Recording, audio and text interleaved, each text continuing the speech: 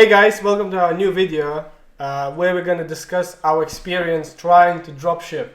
In the past 2 months, almost 2 months, we've been trying and experimenting with product research and basically achieving success in dropshipping.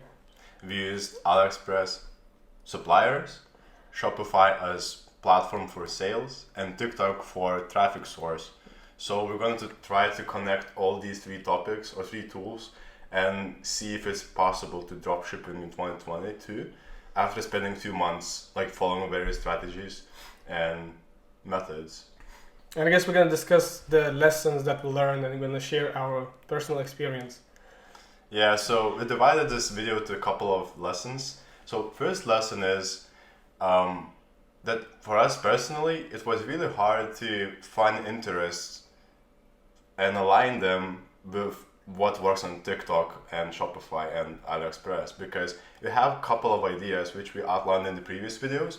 So more particularly like solar products plus posture improvement products for remote workers and office workers, and we had those two particular niches. In our journey, we realized that you need to really pay attention what's popping and what's popular on TikTok and not care so much about your own brand, because realistically you're not building your own product, so you have to really pay attention to TikTok trends. So definitely spend a lot of time analyzing trends and looking for products that are popular. Yeah, I guess because we were really excited about specific niches and we thought that they're interesting, but we did a full testing, running ads, and we realized that there's not enough traffic basically. And if you want that niche to be successful, you would need to start building a proper brand, but then it's not dropshipping anymore. And after we did some research in solar niche, we found that there's not many views and we found more popular niches. So basically the lesson is that if you have any specific interest that you would like to apply, it most likely wouldn't even matter, because you just need to follow specific trends on what's popular at the moment. So just digging deeper into this misalignment between interests and trends. We touched this briefly in other videos, but we definitely noticed that you really have to ride waves in TikTok, what products are popular right now and they haven't been seen before. And yeah, it's really dividing you as a creator from what's really popular. So you could say that you can create creative ads and be more unique that way, but you really have to for algorithm to push your videos, you have to make similar videos, so the visual algorithm would recognize those videos and push them to users. So basically it's safer just to copy what already is working, but it's quite counterintuitive because you want to create unique content, but then you're almost just wasting time on experimentation, because time really matters when you're testing. So in our experience, we had actually 3 different videos for solar shop particularly, which we really made unique. We made one with more interaction between males and females, picking up style, and they really put a lot of effort into that video to make it more TikTok and more what's gonna happen next, more interesting. We made some nature videos, more explorer oriented videos as well in mountains, and we also made some call to action videos to invoke people emotionally in the morning and when the sun is rising. And so we had 3 different approaches that we targeted, and the data showed that the most performant ad was actually photos. So it really didn't correlate what was popular on TikTok and what we made in videos, So it was really interesting to see the data. Yes, I guess we can move to our second lesson, which is hard to find reliable strategies. As I guess with anything you start in life, you're always looking for some resources or examples that you can follow and learn on the way. And dropshipping is super popular now, and a lot of people are talking about that, and there's so many resources that you can find on YouTube or online. But what we've noticed that even there's so many resources, they kind of contradict each other, and it's really... Let's take an example, for instance. So, if you focus on, we have to make a disclaimer, we focused on TikTok primarily as a traffic source. So we're gonna comment like this stack we mentioned earlier. So TikTok plus Shopify plus Aliexpress.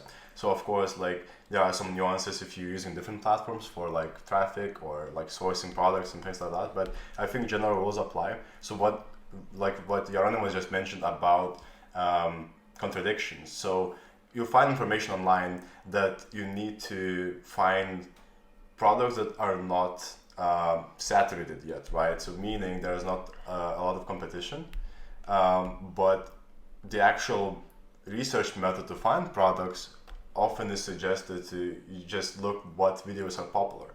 So it's really hard to determine which products are saturated versus they're not, because if they're popular, they're already popular, and if there are no views, you don't know if this product will be popular. So there's no like defined strategy or like parameters of views or like range of months or weeks you should follow for you. There's no specific value, basically. You're just guessing. Yeah. And I guess maybe if you do, you know, all over, like over and over, maybe if you test 80 products, you'll find some kind of, kind of patterns. But it's hard to find these patterns when you're learning, like if you're just looking some videos or something. So definitely for us, we turn to YouTubers for advice who are established in dropshipping. But they have to be honest, like we noticed that a lot of those YouTubers who give advice often sell courses for you to learn dropshipping.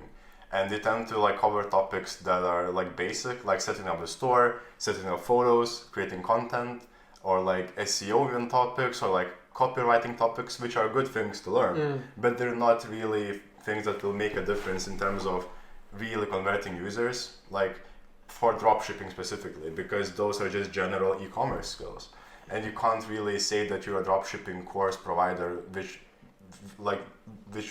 is different than other providers and will tell you a secret, because there is no secret. Like you're relying on algorithm and you're relying on people not having been discovered by other sellers before. So as Jaronimus mentioned, you can test 80 products and find the winning one, but that really comes at a cost, you know. So even if you have like one winning month, you'll have a lot of costs to cover. And those YouTubers often just show you revenue and not full profit. And even if they do mention the profit margin, they don't really like extrapolate it over a time. You don't really see a shop being profitable for like a year or 2 years or 3 years. Oftentimes it's just like 1 or 2 months like analyzed. But you have to take into account the experimentation cost, both your time and content creation time and product research time, which also cut into the margin. And I guess regarding the contradictions, there's always a topic about branding. Like we watch some videos that are basically advising you to have generic store. Yeah. That you just put generic products, but then we discovered that, like ourselves wouldn't believe that generic store would work, as doesn't create enough trust. So basically, then you have to create brand trust. Yeah, brand trust. Yeah. So then you're basically creating a brand, but you don't have any control over the product. So it's almost that you're building a specific product brand, but you're not really building a product. So it's a really weird kind of you don't really have leverage points to build a brand, right? You don't have unique suppliers, you don't have unique product, you don't have unique customer acquisition channel, because you're using whatever is popular already. So by default someone is using for the same exact product. And on top of that, I think we're gonna touch on competition in like another section of the video, but like even if you do, like you will be copied by other sellers. So your margin for creating a brand, it's very limited, you know. And to be honest, like sorry, we didn't find examples. We might like look for them and like attach in the video, but certain brands on TikTok actually have commenters asking, hey, what is this product? You know, where did you find it? And we see the sellers are lying and saying that their own product, but in reality, like, you know, they attach their brand name to the product, even though you can literally find the same exact product both on Amazon and Aliexpress. So there are some people even on the ads or like viral videos asking what is this product. So and I guess going back to like product testing, as we see videos that people make like 60,000 a month basically on the shop. But behind that, they usually tell that maybe it's like the 80th product they tested. After 80 products. Yeah, maybe after 80 product they found a winning product and now it's working. So even us, we've been doing like for almost 2 months. We like experimented. We only actually tested like 3 products, the full flow with ads, with content, with store. And shop and Yeah. copywriting and everything. And we managed to spend around 840 euros. Of course, maybe, we weren't too smart with managing the money. I don't know, maybe we spent too much on some ads. Maybe, of course, we bought different products that we didn't test. Yeah. But even a couple of months, you should be ready to spend quite, around 1,000, I would say. yeah, just for experimentation. Yeah. So imagine if you're testing 80 products before you find a winning product, like what kind of price it could be. Of course, there's a caveat that you can test cheaply by maybe ordering a not ordering a sample and just winging and just getting the pictures from Aliexpress. But again, you're not creating a brand trust, which can, account to low conversion rates. And Yeah, so no custom photos, no custom content on TikTok, no unique descriptions even. That way you can go much faster and cheaper. You can test more products, but you don't even know which products But can you'll be reduce your conversion even lower. So even if you get clicks on your ads, you probably won't convert them. Yeah. So, yeah, touching more about YouTubers who sell courses about dropshipping, there's one common theme that I noticed that's very subtle, that you can only, for me at least, I only saw it after I started dropshipping, because from our experience in dropshipping, there's a lot of chaos and unpredictable factors like algorithm and trends, which you really can't predict systematically and reliably. And if you notice common theme between courses, like they sell you this idea of stability and predictability most commonly, not necessarily that you'll make a lot of money. Yeah, basically have a spreadsheet. If this ticks that's the winning product. Blah blah blah. Yeah. So exact steps, exact flow, exact requirements. Like everything's exact and concrete. But from our experience, like you apply a certain rule set, and it just doesn't work, and you have to adjust it. But at some point, you don't even know what to adjust because like all the factors contradict each other, like we mentioned before, like popular versus not popular videos, saturated versus not saturated. Brand, no brand. Generic, no brand. Yeah. So they all cancel each other out, and like you often see that they kind of sell you false dream of like stability, when really, from our experience, we're not saying that you can't make money on dropshipping. But it just sounds that it's easy money or quick money. Yeah, you found a winning product. Yeah. Easy steps to follow. Found a winning product. Set up your store. Make money basically. But it seems not the reality. And it seems like there's a lot of experimentation, creativity, determination, consistency involved. Yeah. But for us, this equation doesn't really work to justify the effort, because like you still have to put so much effort, and you're really not building anything. You're just relying on people who can't.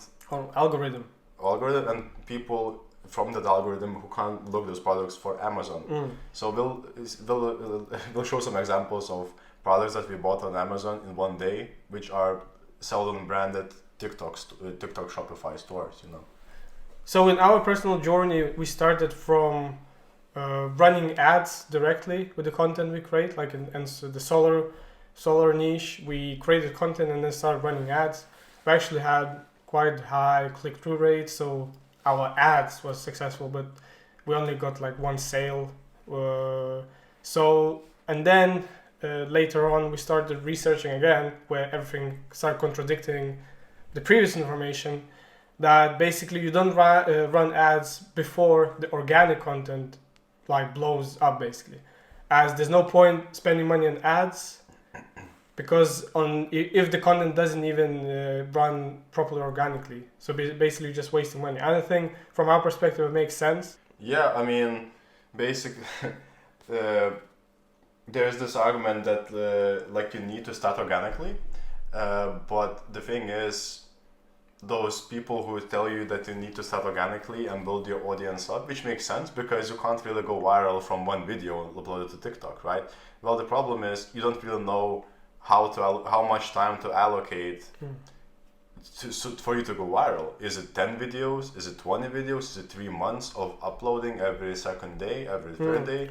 Because you can't predict this, and they can't, but they will sell you a system, like proven system in a course that will show you that. Really, no one really knows, So, and then in the end, you basically spend like a couple months creating organic content for not for even your own product. Basically for something that anyone can find anywhere, you build a cheaper. brand, but the brand is just a facade because you can find the same products.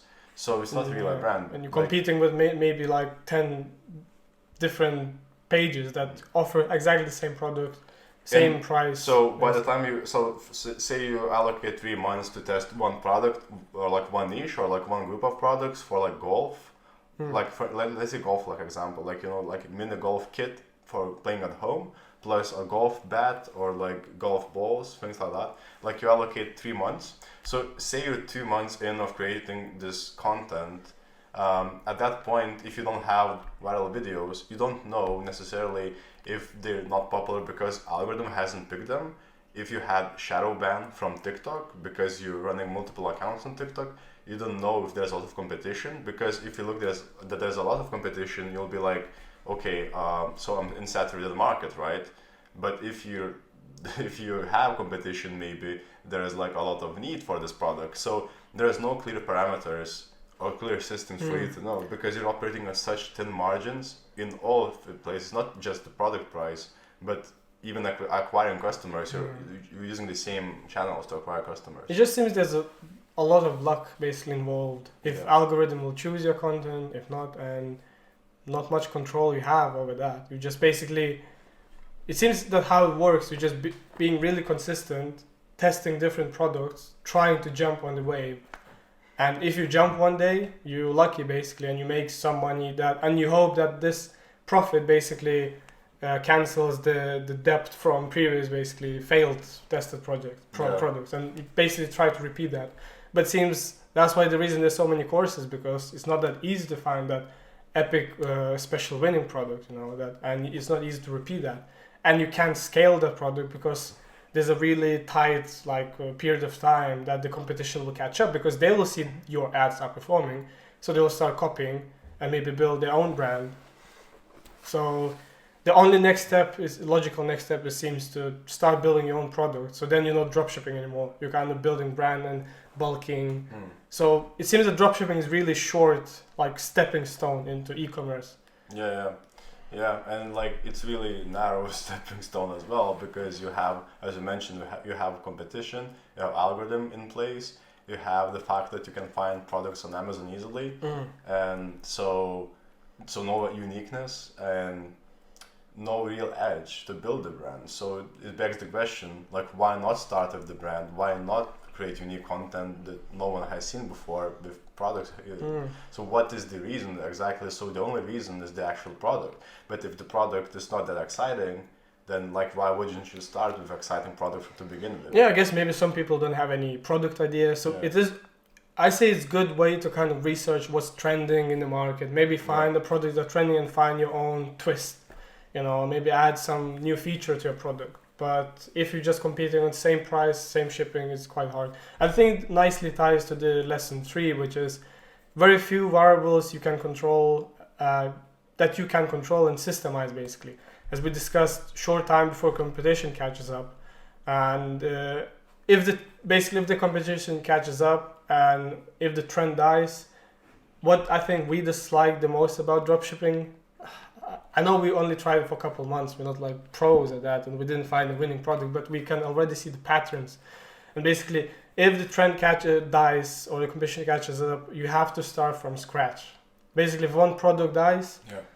You can't transfer your customers from previous stores to buy new products, because your brand is connected to the product, which is readily available for other sellers. So you really can't attach those customers to your future products or services. You can't connect emails and upsell them. If you bought, if you sold this wow effect and algorithm popularity seems cool for you to get an upfront sale, but you're not really building a community of customers which you can continue to sell to, because if you sold them an astronaut lamp or a cleaning kit for a keyboard, which is available on Amazon, and you didn't tell a unique story, which you can't do because it's like Aliexpress product, you can't retain those customers and upsell them something new. So in short term, you might win, but the money and effort you spend to acquire those customers won't correct your future brands.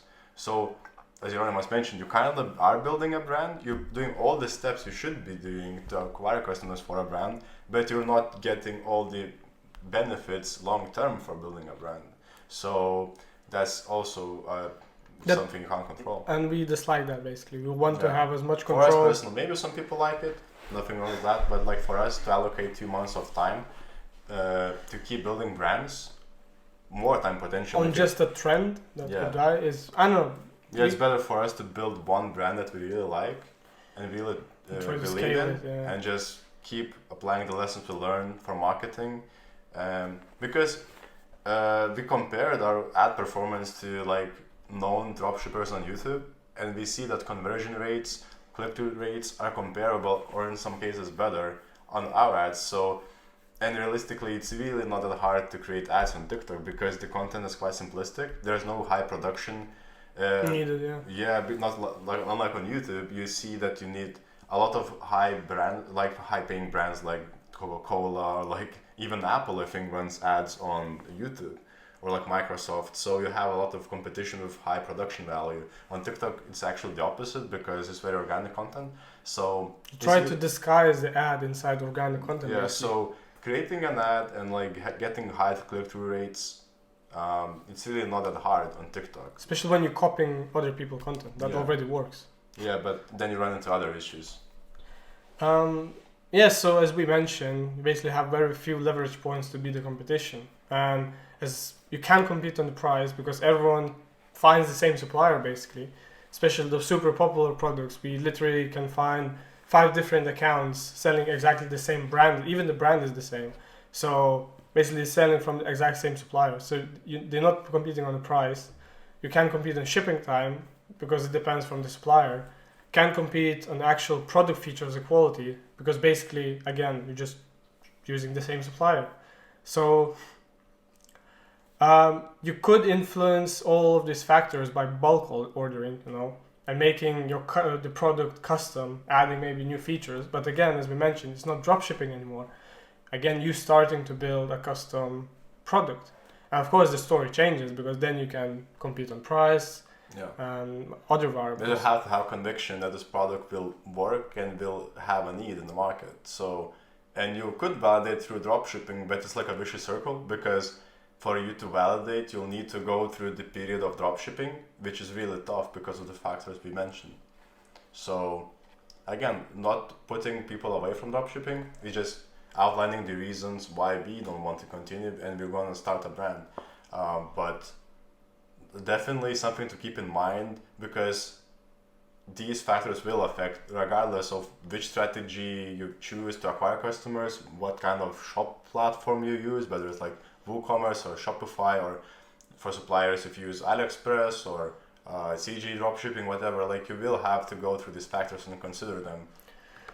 And I guess we're moving to lesson 4, which I guess is quite important to us, is that you're not really creating real value in the marketplace. As basically, you're not creating a new product and you're just drop shipping something that maybe another 15 people are drop shipping with a literally 300% margin or something like that, basically. And just literally, like we have to stop on this point because like literally 100%. Like we made a spreadsheet to calculate whether a product is profitable, and we plugged numbers from our ads and our performance, and we saw that in most cases, even if you have high click-through rate, good conversion, oftentimes you need to have 3 times markup to support these numbers on TikTok. So just something to keep in mind when you're choosing products because you can't really go cheaper. Now we're gonna show some examples of whole flow, so illustrating our whole point. So remembering that we have TikTok as customer acquisition channel, like imagining you like experience from the point of view of user, right? So a user sees an ad or like a Spark ad, which is basically an organic content piece that's been boosted by TikTok ads. It has really gone viral. It has 4 million views. It has a lot of engagement, a lot of comments. Most of them are troll comments, understandingly, because people are getting this is dropshipping, and some people actually commented. So we're gonna outline that in the video. But regardless, this is a successful TikTok page. Props to the people who built it. So we can show you the website. The website is just a basic Shopify store, basic theme. It has a brand basically built in Yeah. it, like a proper trust creating website that outlines the product. Yeah, so the price is quite high, as you can see. Like Also, it doesn't $19 include the shipping as well. And so what we did is we wanted to test the same product because we saw that it's popular on TikTok. So we found it on Amazon for €9, even though the seller is selling roughly at $18, if I remember correctly. So And the funny thing, you just type keyboard cleaner into the Amazon and just in the first page. So it's not really hidden somewhere deep that you need to dig. Basically, you're relying on people that are too lazy to just go on Amazon and just type keyboard cleaner to find the same product twice cheaper basically, and next day delivery on Amazon. Because in dropshipping it usually takes a couple of weeks or like maybe 7 days, to ship the item from supplier. In here, yes. yeah. Yeah, so, like, again, I saw this argument being dispelled by YouTube's experts or like sellers of courses, that of course you can buy it on Amazon, but people will still buy it through your store because it's like an wow effect and it's instant. Well, it's really not instant because you have to specify your contact details, you have to specify your payment details, you also have to trust this brand, you have to accept the long shipping often. And it's more expensive than Amazon. On Amazon, you can have it in one click. So is it really worth it? So I guess it just comes down to that yeah, we see that it works. We see that people do that. Basically, yeah, we see that it works. We see that people are using these techniques and patterns, but it's not for us. Yeah, not for us. We don't like that. Not blaming it, but to build, like, you have to think like whether it's important, like whether it's plausible for you to allocate time to build a brand, which is literally one search away from Amazon. You are like chances of acquiring customers consistently with this product or brand are very limited. So for a product like this, it has some kind of wow factor because like it has a pen. You can clean your AirPods. You can like also brush your keyboard with this. It has some kind of wow effect, but if you guys would start something like that to sell it, I would suggest think ahead and think, okay, well, if that's what's currently sold, like how far can I take this? Like what can I add to this to make it even more unique? You can't do much at this point because it already has like 4 features in one thing. You can also remove like keyboard pieces or like buttons, So if you don't have this like long-term potential for a product, then you have to think that like, okay, is it worth invest time in building a brand? Because you're building a brand which can't really be improved. You'll make an assumption, as this store did. You can see that has also different products, that your customer base will be interested in other gaming, in this case, products, and will buy from you.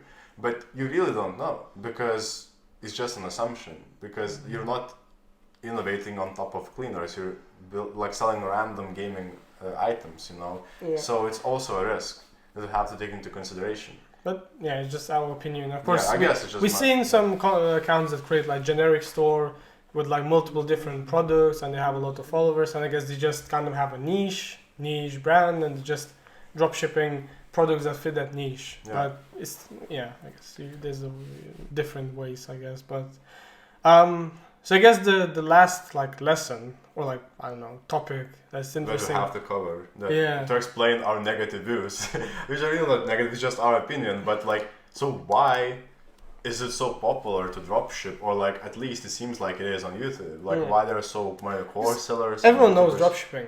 At this point, yeah.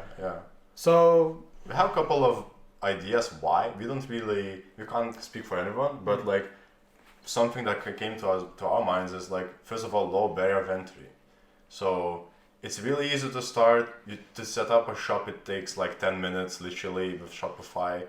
you know, it's easy to find suppliers. You don't even have to have a human contact to call someone or like to email and agree and like agree terms because you have Aliexpress. You don't.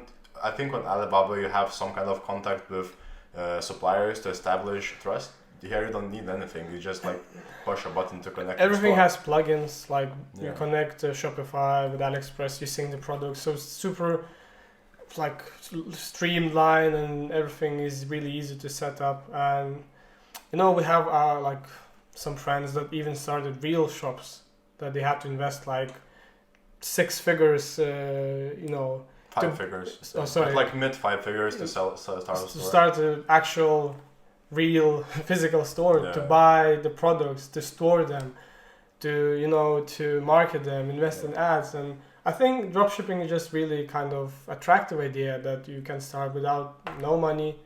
You just find an existing product, you buy a product only when people buy it, and it sounds exciting and attractive, and maybe that's why it has a low barrier of entry basically.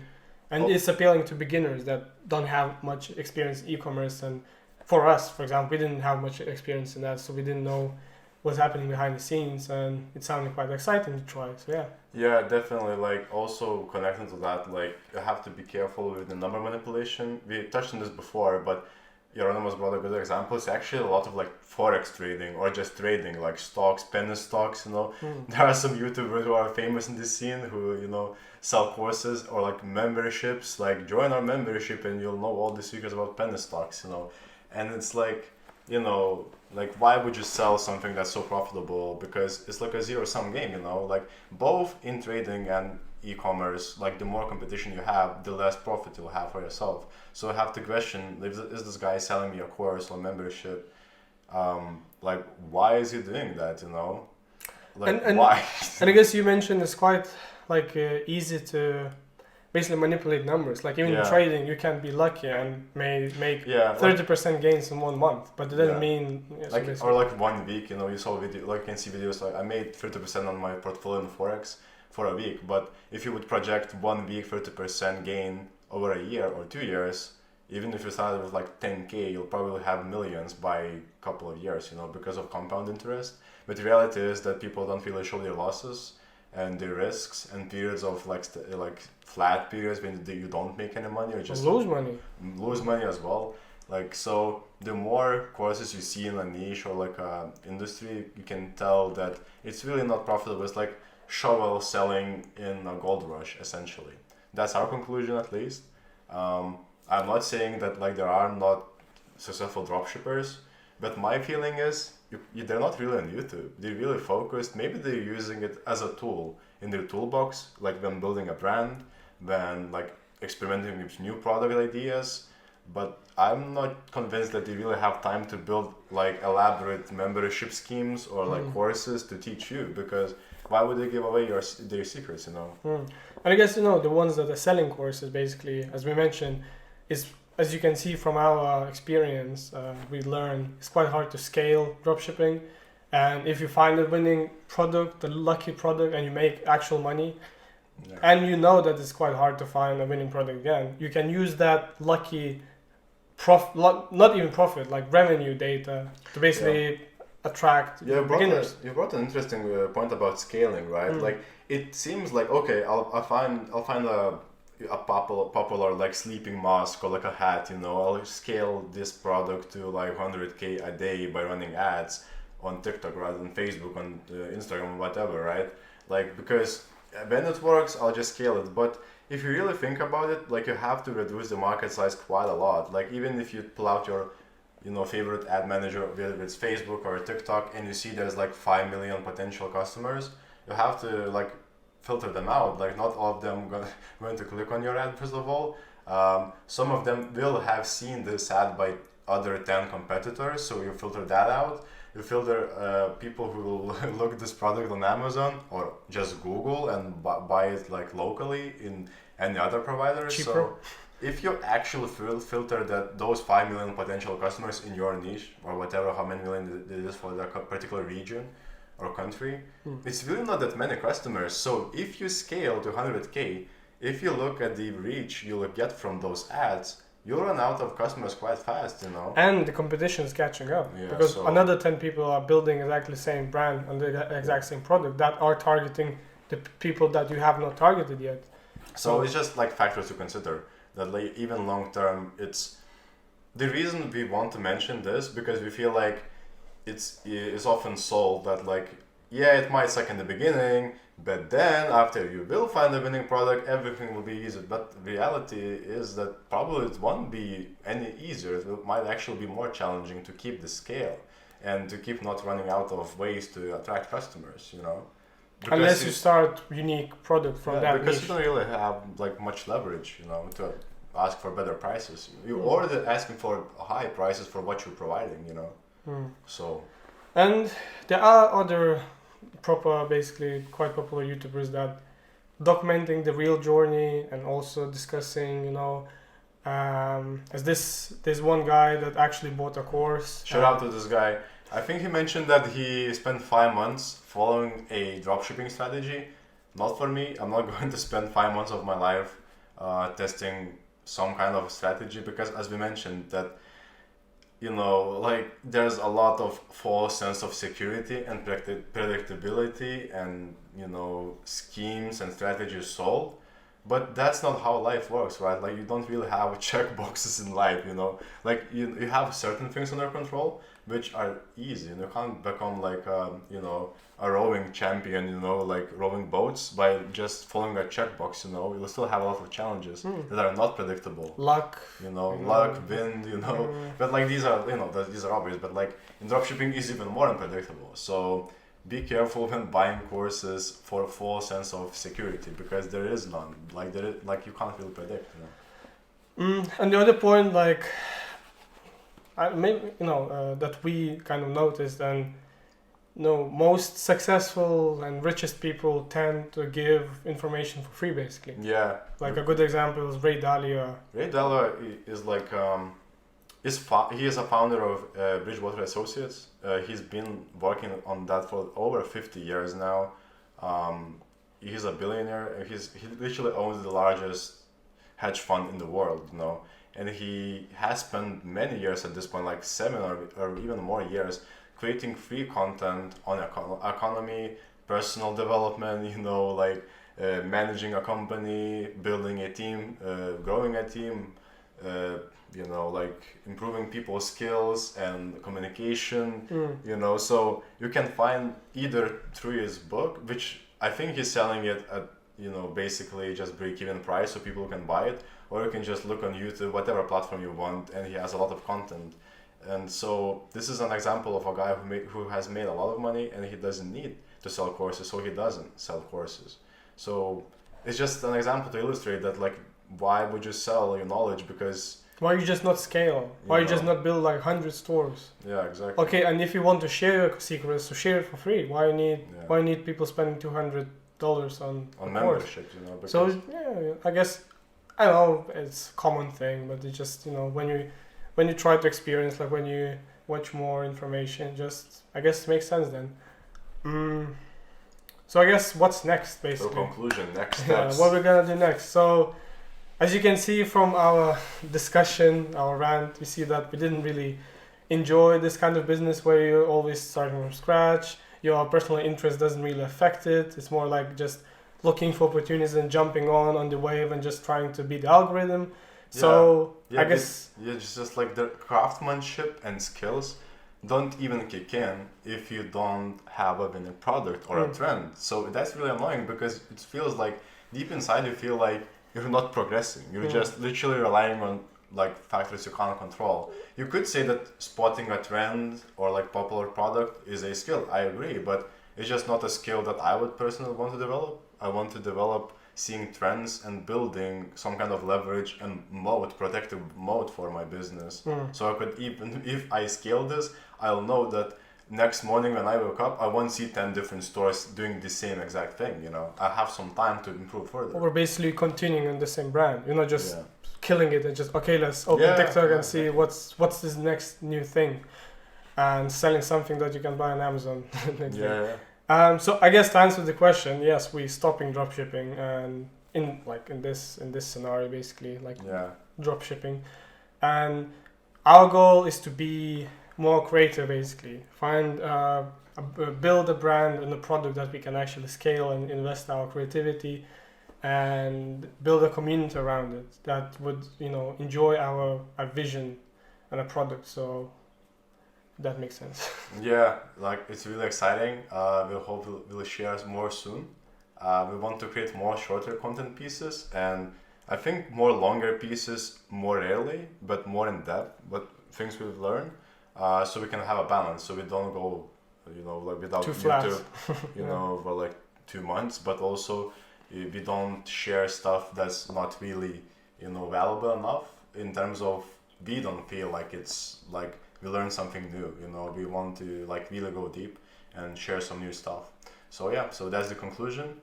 Again, not shitting on the dropshipping, but it's only been 2 months, I guess. You could say that this short period of time, but even in this short period of time, I think we like learned a lot, and it's enough for us. It's enough for us to understand that. I guess it's not something we want to continue, and maybe you'll need a year. Maybe you'll find a winning product and it'll be successful, and we'll be happy for you. You could share your experience, but 2 months is enough for us to basically understand it. So we're happy that we have